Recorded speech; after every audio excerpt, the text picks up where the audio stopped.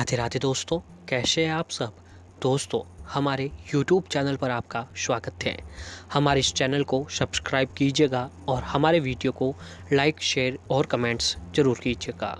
दोस्तों, हमारे हिंदू धर्म में हर त्यौहार का एक अलग और विशेष महत्व होता है। जी हाँ दोस्तों, हर त्यौहार को बड़े ही हर्षोल्लास के साथ मनाया जाता है। तो दोस्तों, ऐसे ही हम बात कर रहे हैं होली के त्यौहार की। होली का त्यौहार का दोस्तों लोगों को बड़े ही बेसब्री से इंतज़ार रहता है। होली एक ऐसा त्यौहार है जो भाईचारे का त्यौहार भी कहा जाता है। होलिका दहन हिंदुओं का एक महत्वपूर्ण पर्व है, जिसमें होली के एक दिन पहले यानी पूर्व संध्या को होली का सांकेतिक रूप से दहन किया जाता है। होलिका दहन बुराई पर अच्छाई की जीत के पर्व के रूप में मनाया जाता है।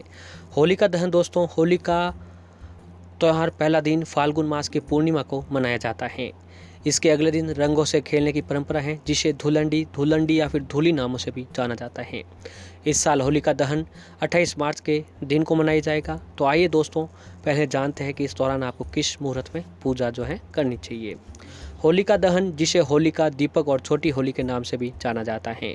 होलिका दहन का मुहूर्त किसी त्यौहार के मुहूर्त से ज़्यादा महत्वपूर्ण आवश्यक बताया जाता है।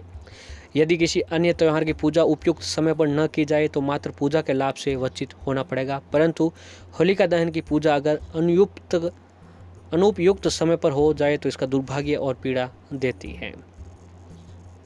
तो दोस्तों, होलिका दहन का जो मुहूर्त है वह दोस्तों रविवार 28 मार्च 2021।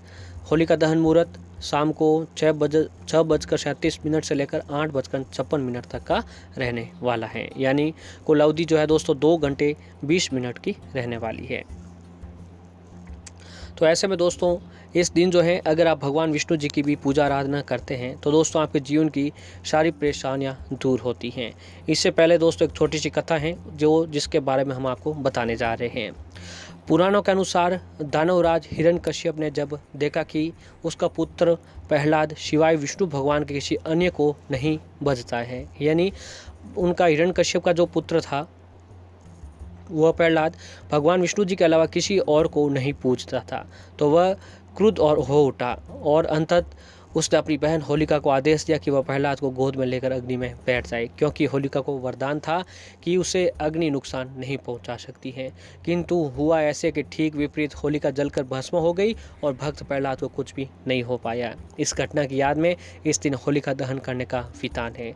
होलिका का पर्व संदेश देता है कि इस प्रकार ईश्वर अपने अन्य भक्तों की रक्षा के लिए सदा उपस्थित रहते हैं, और होली की केवल यही नहीं बल्कि और कहीं कहानियाँ भी प्रचलित हैं।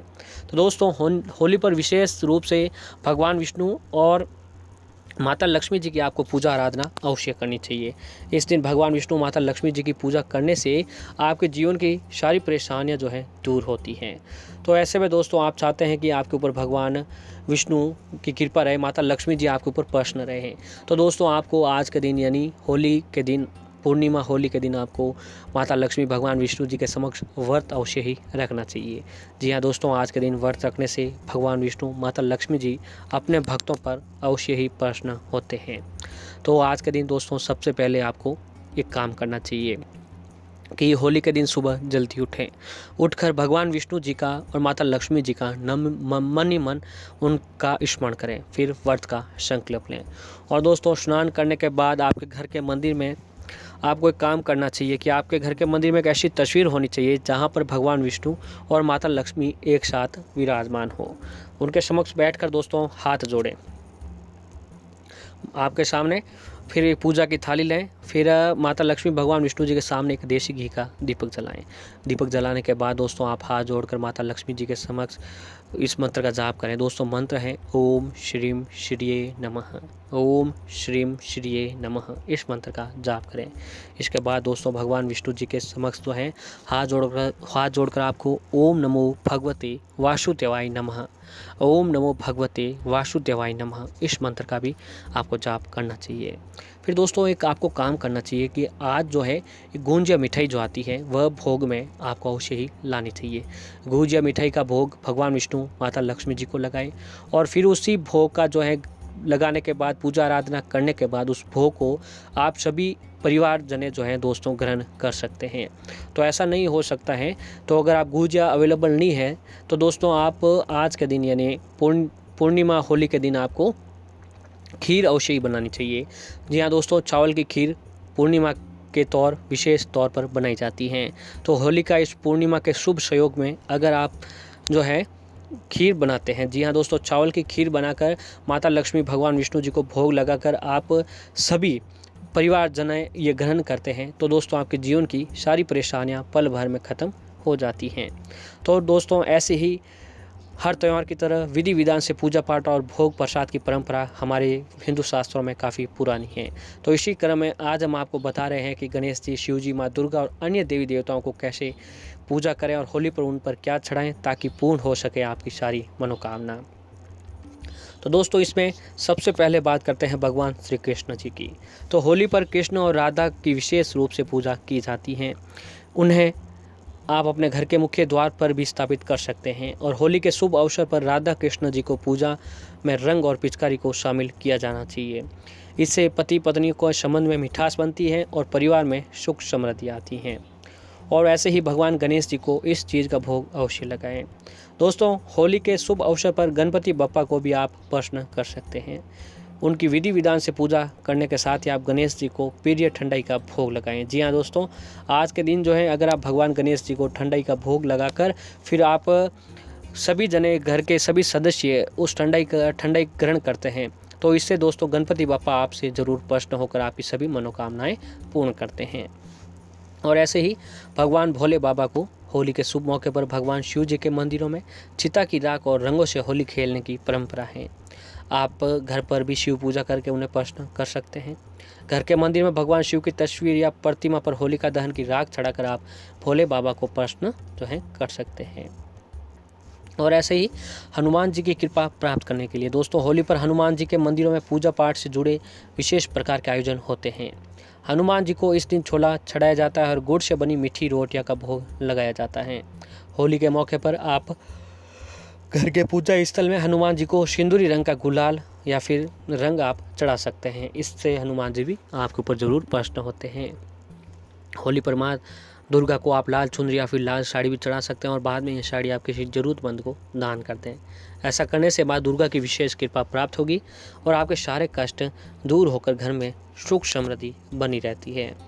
दोस्तों होली पर सुख समृद्धि प्राप्ति के लिए आपको भगवान राम की विशेष प्रकार से पूजा करनी चाहिए और साथ ही होली की अग्नि में भुनी गई गेहूं की बालियों का भी भोग आपको लगाना चाहिए और उसी भोग का लगाने के बाद भगवान को आपको भी उस भोग ग्रहण करना चाहिए।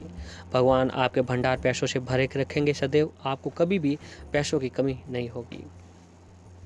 और दोस्तों होली के अवसर पर सृष्टि के पालनहार भगवान विष्णु जी को आप बताशे का भोग लगाकर प्रसन्न कर सकते हैं।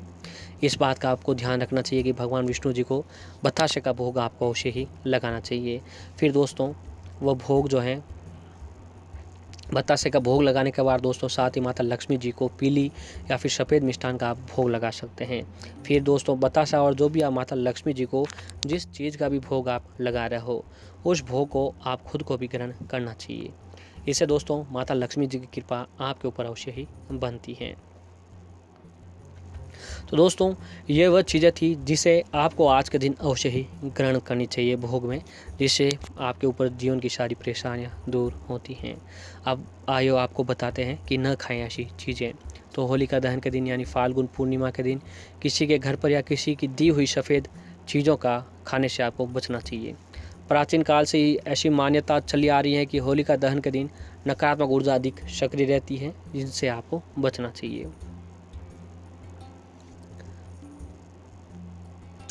और दोस्तों कई बार हमें ऐसा लगता है कि खुशियाँ हमारे घर से कोसों दूर चली गई हैं और चारों तरफ निराशा का माहौल हो जाता है। इसके लिए आप होली पर यह उपाय करना चाहिए कि होली के दिन 7 कौड़ियों को सिर के ऊपर से 7 बार घुमाकर होलिका की अग्नि में डाल दें। फिर देखिए आपके घर की सभी समस्याएं एक एक करके ख़त्म होती चली जाएगी और आपके ऊपर माता लक्ष्मी जी की कृपा अवश्य ही बनती है। होलिका की राख को बहुत ही पवित्र माना जाता है और ऐसा कहा जाता है कि होलिका की अग्नि शांत हो जाने के बाद राख को भस्म के रूप में लेना चाहिए। इसका तिलक करने से नज़र दोष से रक्षा होती है और ऐसी भी मान्यता है कि होलिका की राख शरीर पर लेपने करने से शरीर निरोग होता है और त्वचा संबंधी समस्याएं दूर हो जाती हैं। तो दोस्तों, होली पर अगर आप ये उपाय करते हैं तो माता लक्ष्मी जी की कृपा आपके ऊपर अवश्य ही बनती है।